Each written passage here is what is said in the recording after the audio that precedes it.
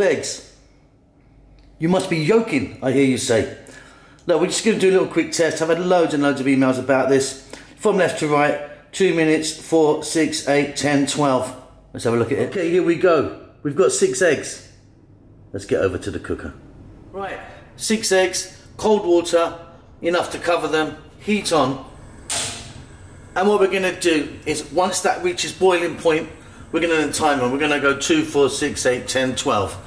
I'll be taking one out, one out, one out. Then we'll take a look. So we're just reaching boiling point now.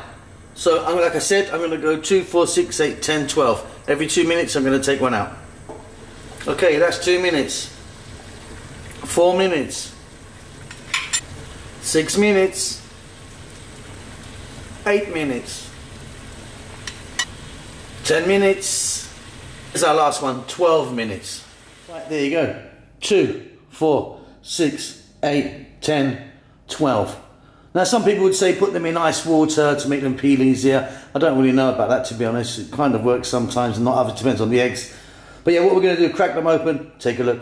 Okay, as you can see, from left to right, that first one, which was 2 minutes, I could hardly even shell it.